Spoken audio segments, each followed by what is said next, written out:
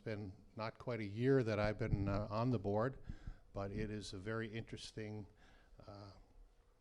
to learn about the world of utilities. You know, we don't, in our everyday lives, we just don't think about that too much. We flip the switch, we put in the plug, and there's so much more to it in terms of the power generation, of the power movement, all the negotiations associated with it, and we'll learn a little bit more about that tonight. And I want to tell you too that in the short time I've been on the board, I think we are all being well represented. It's a very good board to serve on, and we have a very forward-thinking management team that is on the cutting edge of what's happening in the world of power and trying to implement and bring forward change as needed, and while at the same time maintain a system that is becoming more and more reliable with each passing investment that is made. And I think we can all be proud as members of what the progress that has been made in the past 2 years, in spite of the COVID situation that has faced all of us in our personal lives and in our business lives and in our social lives as well. So thank you all for being here tonight to come out and get updated on what we have to, what our staff has to talk about. So, you know, I know many of you out in the audience, and I think you know who I am, and I have had considerable experience in elected capacity as a school board member, as a county commissioner, and I think what's similar, much like local government, townships, cities, school boards, and county boards, a cooperative board lives in that same world where we have to keep a watchful eye on St. Paul and Washington, D.C., and all the regulatory community to make sure that things are done in a way that are going to benefit our members. And I've seen that through this organization that's very much the case. So again, thank you for joining me, joining us all this evening. And in closing, from my standpoint, I hope you'll always feel welcome to stop me in the grocery store or give me a call if you have a concern, and I can put you in touch with people with the real answers. I'll do my best to answer your questions, but we all know that there's always much more to the situation, but I think we can always find an answer for you. So again, thank you, and it's my pleasure to introduce our Lake Country Power General Manager. Let's give a warm welcome to Mark Bach.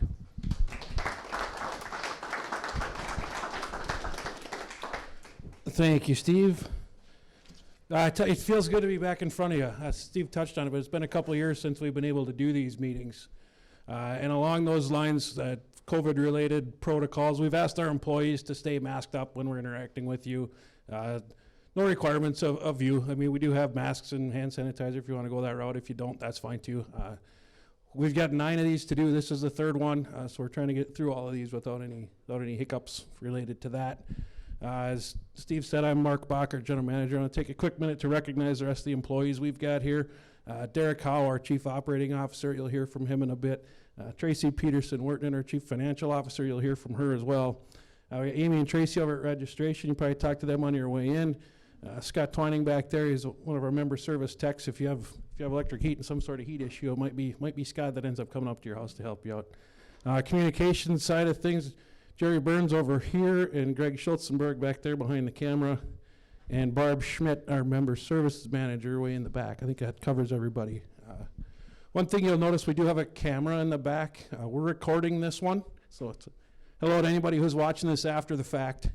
What we wanted to do is record one of these, and we chose this one so that we can post it on our website for people who aren't able to make it out to one of these meetings or just don't feel safe gathering in a crowd like this. So that's what that one's for.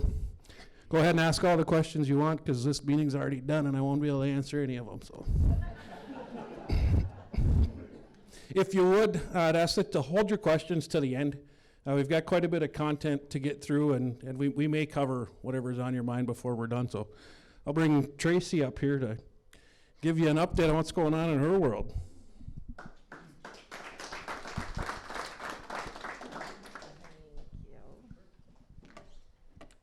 Everybody. Thanks for coming out tonight and spending some time with us this evening. As Mark said, I am Tracy Wertnen. I am the Chief Financial Officer here at Lake Country Power. For my portion of our conversation tonight, I'm largely going to focus on rates and everything rate related. I'll touch on our Long-term rate philosophy, what we've done over the past several years to keep our rates stable, considerations impacting our overall operations and rate decisions moving forward into this year, how those factors necessitated a rate change for this year, and finally, I'll review a few financial statistics from 2021, in addition to talking about some federal and state legislative issues. So first of all, our long-term rate philosophy. Lake Country Power, every 3 to 4 years, we complete a cost of service study. Our last one was done in 2019. This study aims to align our revenue recovery with where we spend our money. It considers our fixed costs, which include depreciation and interest expense, as well as our variable costs. Those would include costs of distribution and maintenance, consumer and member-related expenses, and our administrative and general costs.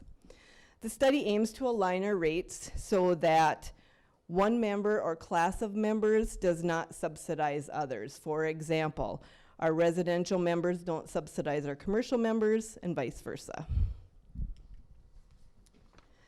So what have we done over the past several years?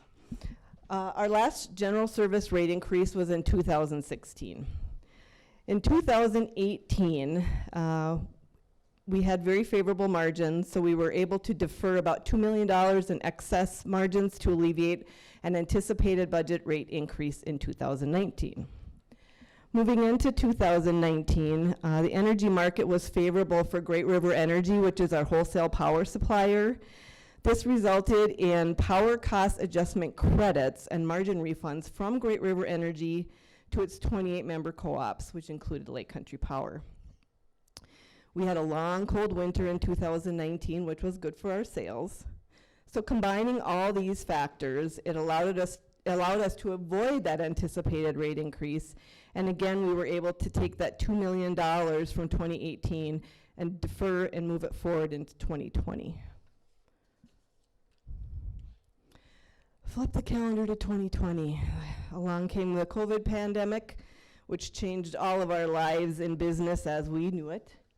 GRE was very generous and extended COVID relief and margin refunds to its member co-ops. We experienced higher than anticipated residential general service sales. People were working from home, kids were schooling from home, college kids were schooling from home. People spent more time at their cabins and lake places, and that was beneficial for our general service residential sales. Our local expenses were really limited due to required pandemic decisions. Our offices were closed to the public for about 1.5 years. We had employees working from home, some for a better part of a year. And then we couldn't have meetings like this. We didn't have any very, very limited in-person member outreach, and so many more limitations because of all the COVID-19 restrictions. Also in 2020, we applied for and received a $3 million Paycheck Protection Program loan through the Federal CARES Act. With all of these, the combination of all these factors allowed us to avoid that $2 million budgeted rate increase in 2020, and we were again able to take the $2 million in excess margins from 2018 and move it forward 1 year into 2021. Looking at this past year, our $3 million PPP loan was forgiven by the Small Business Administration. That was really important for Lake Country Power and our membership. That was $3 million we did not have to pay back. Finally, in 2021, we recognized the $2 million in excess margins that we had been carrying forward from 2018. We recognized that as revenue in 2021. GRE, again, refunded its excess margins to the 28 member co-ops, including Lake Country Power. In 2021, we have seen some really significant power cost adjustments flowing through from GRE. Those refunds were very beneficial to us in helping alleviate some of those high power cost adjustments, which resulted from high market energy prices. So with all of this, we made it through yet another year keeping our rates stable. When we started looking into 2022, there really were some significant issues facing us. Material and construction costs have skyrocketed since January of 2020. If you ever watch the news, you hear about this virtually every day. On average, we are experiencing more than a 30% increase in cost of our lime materials. Also, we are experiencing unprecedented lead times on necessary materials and equipment. In fact, we had a meeting today, and the topic of a pad mount transformer came up. Right now, the lead time on those is over 3 years. That's crazy. 3 years to get a pad mount transformer. So we're having to forecast and try to order things now for 3 years from now. It's been very challenging. Promised delivery dates aren't or can't be met. Things keep getting pushed back. And we've had to search for new vendors in an attempt to get commonly used materials so that we can move forward with our planned projects, and oftentimes those materials are costing us more. So through 2022, we have pulled every lever and utilized all the tools at our disposal to keep our rates stable. And looking to 2022, we finally just ran out of options. The decision for us to raise or increase rates was not one we made lightly, and nor did we make it without serious consideration on the impact of you, our members. Our 2020 rate recommendations are scaled back from those in our last cost of service study. These rate changes are necessary for us moving forward so we can continue to provide the service that you've become accustomed to and deserve, as well as to ensure that we meet our loan covenants as required by our lenders. The next several slides I'm going to go through are just kind of an outline of some of the changes you'll see effective March 1st. Likely the most important for most of you in this room is the first one on the list, the single phase service.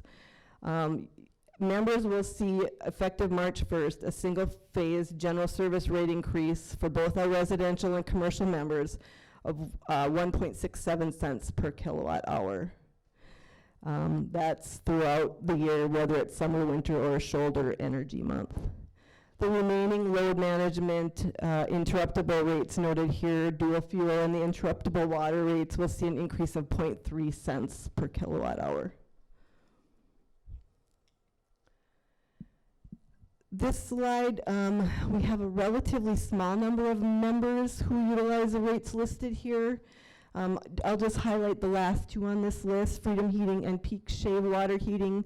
Both of these rates for any members who use those programs will see a 0.2 cent per kilowatt increase effective on March 1st. These rates listed here all closed to new members or new accounts. They're applicable again to a relatively small number of our membership. Those who do remain on the heat pump or the whole house heat pump rates will see a 1.67 cent per kilowatt hour increase again on March 1st. And on this final rate slide, for members who have a security light on your property, the monthly rate for an LED fixture or a 100-watt high-pressure sodium fixture will change from $10.50 to $12. The remaining listed here changes to demand rates on our commercial accounts. So this slide, next slide, presents a picture of current propane rates. Actually, they're a few weeks old now. I should probably update this one with a comparison to our off-peak and dual fuel program rates. I can go back to January 25th, and propane was $2.73 per gallon.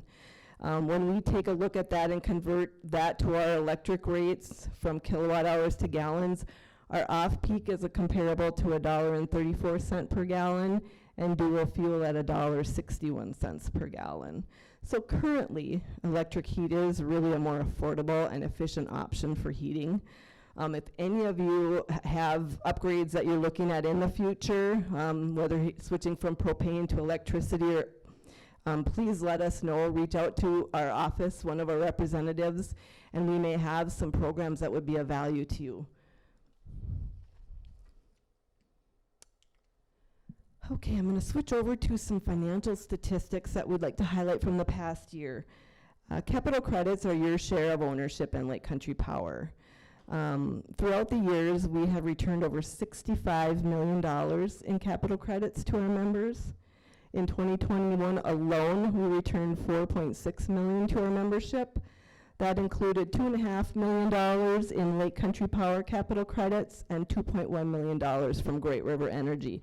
Those were a pass-through of capital credits that we received from our wholesale power supplier and passed on to our members. In December, members saw an average bill credit of about $60. This next slide talks a little bit about some of our rebates and SIP-related programs. In 2021, we returned over $314,000 to our members in the form of conservation and energy efficiency rebates. That's money that went directly back into our members' wallets. It amounted to about $3 million in energy savings throughout the year of 2021, excuse me. And we do offer anywhere from $1 rebate for an Energy Star holiday string of lights to over $1,000 for certain types of heat pumps. We do have some information here tonight on our rebates, so if you're interested, please stop by the table on your way out. And as always, you can talk to any rep, give us a call, look on our website. We have information at the ready for you, should you be interested in any of those rebates. Just a quick plug for our Smart Hub app. For those of you who haven't used it yet or are familiar with it, it really is a very convenient way to access your account information. I will just point out a few of the many features. You can check your current and past energy usage using this app. You can look at hourly, daily, monthly, yearly usage. It makes it really easy and convenient to compare. You can compare one day to the next. You can compare a month to the next. You can look back at the previous year. So if your bill is really high in December and your kids were home from college and took 3 showers a day, that might explain it. Another valuable feature is the email text notifications when we have load control events. These notifications are delivered directly to your phone, your iPad, your tablet, your computer, and it really is a quick and easy way for us to convey to you when those load control events are going to occur. Also, Smart Hub offers a convenient and efficient way for you to report an outage in the unfortunate event that you may have one. The information you share is received almost immediately by Lake Country Power, and it gives us an opportunity to quickly review and respond to your outage. Lastly, I'll just touch on a few legislative initiatives going on in the state of Minnesota and in the country. First of all, I'm sure most of you, if not all of you, are familiar with the infrastructure package that President Biden signed in November, $1 trillion. A few of the things in that package really will have a positive impact on Lake Country Power and our membership. There's $65 billion in that package for broadband. I think one thing we've seen over the last couple of years with the pandemic, especially when kids were sent home to school, that internet isn't everywhere for everybody. And I think this broadband initiative is really going to try to help close some of those gaps. Also, there's $65 billion in the package to invest in power infrastructure throughout the country. It's supposedly the largest investment in clean energy transmission and the electric grid in American history. The last thing I would point out, certainly not least, is electric vehicle chargers. There's $7.5 billion in the infrastructure package to try to build out a nationwide network of EV chargers. I read the other day, currently there are about 47,000 publicly accessible EV chargers throughout the country. The hope is that with this money, it will increase that number to 500,000 EV chargers throughout the country. So, and then on the Minnesota front, back in May, Governor Walz signed the Minnesota Eco Act. It's the most significant and beneficial reform to the state's energy efficiency standards. It gives utilities like cooperatives more flexibility to meet our energy saving goals through load management programs, and also it has some stipulations in there now for efficient fuel switching programs, which means if you have propane heat and you're looking to change to electric heat, we're able to utilize that fuel switching in our SIP program mandate. Finally, and I'm not sure where this is today, but there's something called the Flexible Financing for Rural America Act. It was a bill proposed by the U.S. House of Representatives back in March of 2021. Should this pass, it would, depending on timing, it would be extremely valuable to electric co-ops. What this bill would allow is for Lake Country Power and other co-ops like us to refinance our highest interest rate debt on certain types of loans. When it was introduced in last March, it was estimated that co-ops would save over $10 billion in interest over the course of the outstanding debt. It's currently sitting in a subcommittee. We'll see if it gets included in legislation moving forward, and depending on what happens with interest rates over the next year, the value might be a little minimalized, but I think it would definitely be a great benefit to Lake Country Power and you as our members. That is all I have, and I'm sure it was plenty. Again, we'll have questions at the end. Right now, I'd like to turn it over to Derek Howe, our Chief Operating Officer. Thanks, everybody.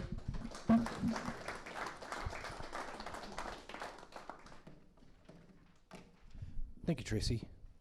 Well, I'm excited to talk to you tonight about some of the things we've done in the engineering and operations department to try to improve member service, reduce costs, and improve reliability. So I've got a graph up here of my favorite reliability sisters, Miss Katie and Miss Sadie.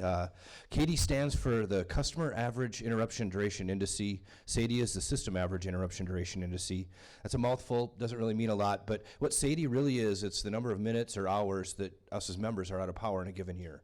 So that's what that is. And on average, Katie is the time it takes us to restore an average outage. So obviously we would like those numbers to be as small as possible.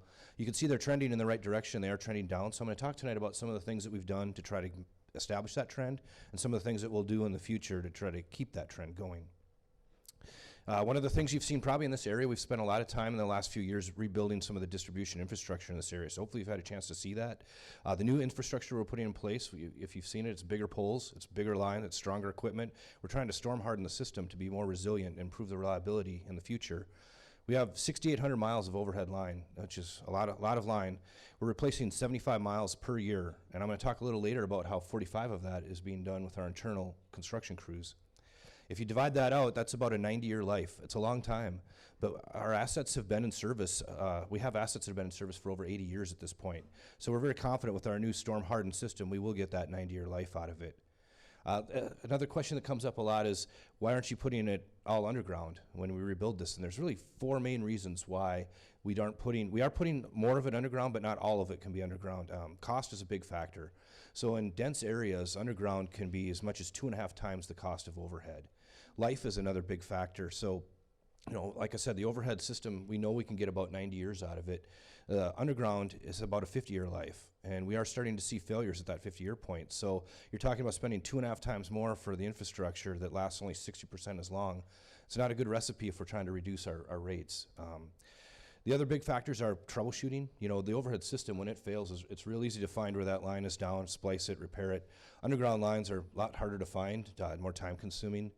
And the environmental permitting process to put underground in has become extremely cumbersome. Every underground project that we do, we typically do an 80 to 100 page report. It goes to numerous government agencies. They all weigh in on criteria. And we have some projects that have taken as much as 2.5 years to get through that process. So we simply couldn't permit all of it. But where it does make sense is long runs of rural areas. It saves us on maintenance costs, and it does improve reliability. So we will be putting more of it underground, just not all of it.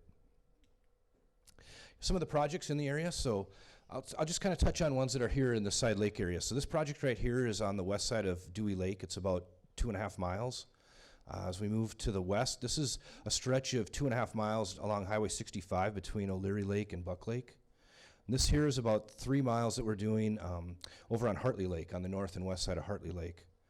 Up here, we've got about 3 miles that we're doing along County Road 557. And then we've got another 3 miles here on Johnson Road. And then as we move over here, we've got another 4 miles on the Ween Road. And then here about another 3 miles on the River Road and Highway 68. And I'd be happy to talk to you about any of these other projects later, if you have any questions on them after the meeting. But all these blue dots are age-related projects. The one red dot down here is a substation. We typically do one sub every year, rebuild for age. And that's the Goodland sub this year.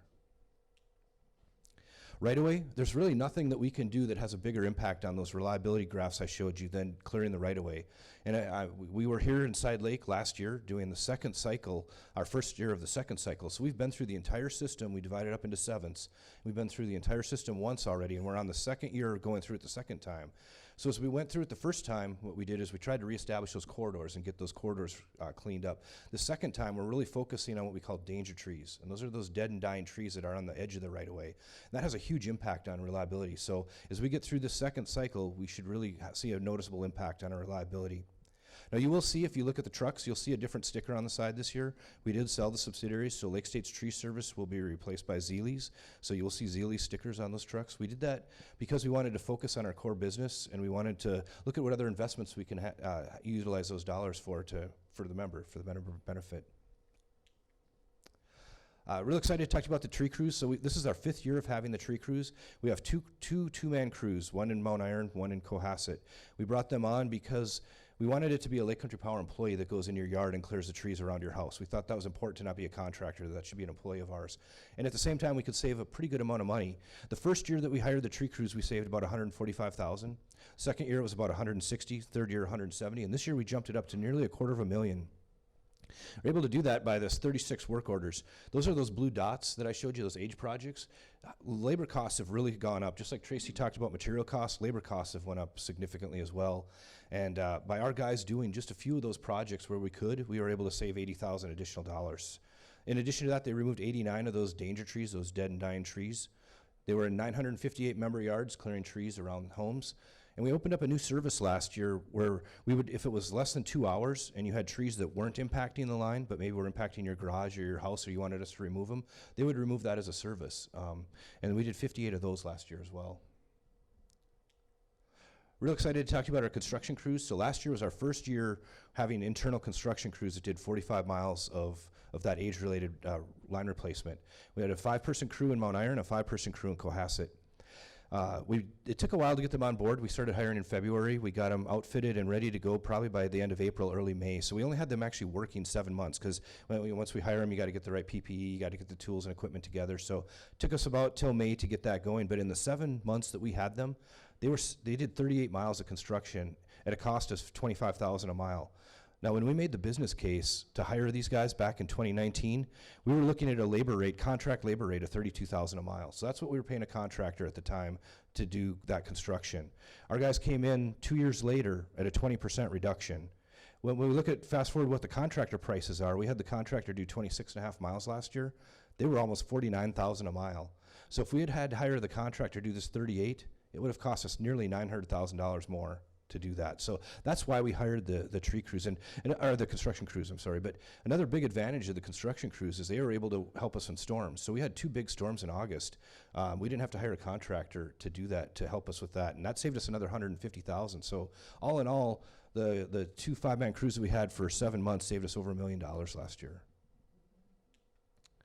The metering system, we are 100% deployed. We were 100% deployed with the new metering system back in October of 2020. I don't know, did any of you ever have an estimated bill on the old system? Nobody liked the estimated bills because obviously we had about 5% of our meters that wouldn't read, and we'd have to estimate your bill. And then of course there's a true up. So we either got it right or we got it wrong, and either way you're paying in or we're paying you. Something that nobody ever liked. Since we've deployed on the new system, for this last year and a half, we haven't had a single estimated bill. So it's been great. I'm going to talk a little bit about how it's also helping us with outage detection and some of the things that Tracy mentioned with Smart Hub that you guys can use as members to make decisions at your home. So this is kind of some screenshots of the fault detection and localization system that our dispatchers see in their control room. So when they look at the computer screens, meters that are reading well show up as green dots, meters on outage show up as red dots. So it gives them, when we have an outage, we can see real quickly what the size and scope of the outage is, how many crews we need to deploy. We don't have to wait till the crews get out in the field to say, boy, this is a big one, we need more people. We can make that determination and get people on the deck earlier, which helps us get the power back sooner. Another big thing is with the old system, you know, if you were gone and you came to your house, you might have seen that a tree took out your service. Well, we know with the new system, within an hour or two, any meter that's out of power. Now, I'd still highly encourage you all to call in the outage when you get it because you don't want to wait an extra hour or two for us to roll a truck. But rest assured, if you're sleeping or you're gone, we're going to know that same day. We're going to have a crew out working on that outage. So the new system provides a lot of great benefits like that. Also, we can detect power theft. We can detect if somebody's hooked up a solar system maybe that isn't going to be safe for our crews. And we plan to train the linemen how to utilize these tools from their truck. So in the future, after this year, once we train them, they'll be able to, once they're on the scene, take and ping those meters and see if the outage is restored, if there's still some remaining stragglers, so that it should improve our reliability numbers going forward. These are the demand response units. So these are the load control receivers, we call them, but these are the boxes that you have on your house if you're using any of our load management programs. So if you're using off-peak, dual fuel, cycled air conditioning, or hot water, you probably have one of these boxes on one of the older boxes on the side of your house or garage. We have new ones coming out with our new metering system. We'll have 17,000 of them roughly to replace over the next 3.5 years. So you'll see our guys busy in your yard. We got about 5,000 a year that we'll be trying to replace to meet the timeline. We have to have them all replaced by the end of 2025 at this point. So we're going to be working pretty hard to try to meet that. But they certainly are a great benefit. They save us money. And obviously we've got the flexibility of trying to implement new programs in the future that will continue to have value. Finally, I just want to kind of give you some pictures with what Tracy was talking about with what you can do through Smart Hub. So if you use Smart Hub, it can really provide a lot of valuable information like Tracy mentioned. So up here in the upper left is a graph. This is temperature and that's usage. So you can see, boy, if temperature went down, I used a lot of power, maybe I want to look at new windows or new insulation or caulking. And as a service, if you call in, we can for free of charge, we'll schedule somebody to come out to your residence and with a thermal camera and give you some tips on what you might do to be able to save some energy. When Tracy talked about doing comparisons, this is a comparison picture. So you can compare year by year, month by month, and see did some of those energy efficiency improvements that you did they provide value and savings, and how much? If you see a day, here you can see a day with a spike, you can try to drill in by hour and see exactly, like Tracy mentioned, when those people might have been taking showers or when maybe you were working with your welder or whatever it may be that caused that spike in energy usage. So a lot of great information. I encourage you to utilize the Smart Hub app. There's a lot there for you. In summary, I'd like to just say that we're committed, the Engineering and Operation Department's committed to trying to reduce costs, improve member benefit, and improve reliability. And we're doing that. We internalize labor where it made sense. We're being committed to the right of way, and we're trying to leverage technology. Thank you for your time, and I'll turn it over to General Manager Mark Bach. Thanks, Derek. Just a couple more things from me and we can wrap this up. I mean, you've been given quite a bit of info already, but what I want to touch on first is Great River Energy. We're part owner of Great River Energy, us and 27 other distribution co-ops. So we're the distribution end. We own the substations and everything from there to your homes or cabins or businesses. GRE is the generation and transmission end. They own the power plants and then the large transmission lines that come into our substation. So what happens there has a big impact on what happens for us. In any given year, they're roughly 50 to 55% of our total expenses is what we pay for the cost of wholesale power. So things that are going on there have a big impact. The biggest issue going on there right now relates to Coal Creek Station. That's their coal-fired power plant in North Dakota. It's the largest coal-fired plant in North Dakota. If you remember May of 2020, so almost 2 years ago, they had an announcement that they were going to close that plant if they couldn't find a buyer. So obviously that ruffled up some people in coal country in North Dakota. It couldn't find a buyer for the longest time, even trying to sell it for $1. Couldn't find anybody willing to buy that. And the reason to sell it is that we were losing money on it every single year. So North Dakota, the group got together in North Dakota, found a willing buyer for $1. So financially better off about $130 million to all of us GRE systems to sell rather than close. So Lake Country Power supported selling that plant for $1 and the high voltage transmission line that comes from there into Minnesota. That's how that power gets over here. There were some groups that got upset by that, saying we promised we were going to close it and now we're keeping it open. Well, it was never promised that it was going to get closed. It was always if we can't find a buyer, we're going to have to close this down. So some of the environmental groups got involved. It got political. It got kind of ugly between Minnesota and North Dakota. Minnesota had to approve the transmission line change from Great River Energy to the new buyer because that crosses into Minnesota. So the PUC needed to approve that. That got political. So as part of the negotiation back and forth, which is going to end up being a benefit to us, part of this transaction is going to include 400 megawatts of new wind energy in North Dakota. That's a big deal because it helps preserve the value of that transmission line. So that transmission line's already there coming into Minnesota. So it'll be the largest single wind project in North Dakota's history. Great River Energy's, they're finalizing contracts right now related to that. Another thing related to that whole sale and why we supported it rather than closing that plant. Between the power plant and the adjacent coal mine, there's about 700 jobs there. And from our standpoint, there's 700 families that care an awful lot about what happens with that plant. Part of the purchase agreement and the sale agreement is that the buyer, which is Rainbow Energy Center, by 2026, they have to be working on carbon capture technology at that plant. So if they're successful in that, that could be game-changing around the whole world as it relates to coal generation. So a couple big things going on with GRE related to that big power plant. The generation portfolio mix, and I'll try to highlight this if you can't see it. 2020 is on the left and 2027 projected is on the right. 2020, they're about 55% coal generation.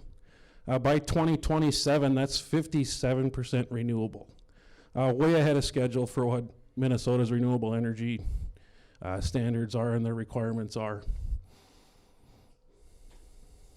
From a rate perspective, they're going to do this transaction and this green energy transition without having any impact on the wholesale rates. So I got to give them a lot of credit for that. This is a 15-year rate forecast, what their wholesale rates they're projected to look like. Actually slightly declining to flat for the next 15 years. So that's roughly half of our cost. That's a big deal. So I got to give some kudos to GRE for being able to make this transition without it having a significant impact on cost. We do every year, sometimes two, a member satisfaction survey. We survey our members because we want to know in your eyes how we're doing, because it matters to us. You are our member owners, and what you think of us matters. And we want to know areas where you think we can do better. The results of our 2021 survey, the overall satisfaction score of 77 is the highest we've scored since we've been doing these surveys. So that's good news. Retention percentage is a question on there. It's at 69 is nearly the highest we've ever seen. And what that one relates to is there's a question in there. If you could choose your power supplier, would you choose Lake Country Power? So 69% said yeah, I would. Drill into that a little farther. 77 probably doesn't mean much to you. If you do want to do comparison, so what is 77? Anheuser-Busch scored 78. So I think that's pretty good. People feel, whether it's Budweiser, Bud Light, or whatever you like, people feel the same way about Lake Country Power they do about their favorite beer. If beer's not your thing, Coca-Cola scored the exact same 77 that we did. So some of these better-known companies, Amazon was the highest I could find at 88, but you look down at McDonald's was one of the lowest I could find at 61. So 77 is pretty good. U.S. Postal Service said 71 is also not very good. People aren't too pleased with that. Hershey bars at 82. People like the Hershey bars. So some of the things we scored well on, these are things that either scored in the good or excellent range from your answers. Having friendly and knowledgeable employees and convenient payment options, employees who know how to answer questions, being easy to reach if there's a power outage, accurate and easy to understand bills, and resolving any issues or problems, keeping longer outages to a minimum, communicating and keeping you informed, and restoring power quickly. It's good to see we score well on these because these are some of our top priorities on what we want to do. Last thing for me, and we can turn it over for questions or comments, then get into door prizes, is to invite you to our annual meeting. We've been trying to do this annual meeting in person in our Cohasset building. This will be the third time we've tried to do this.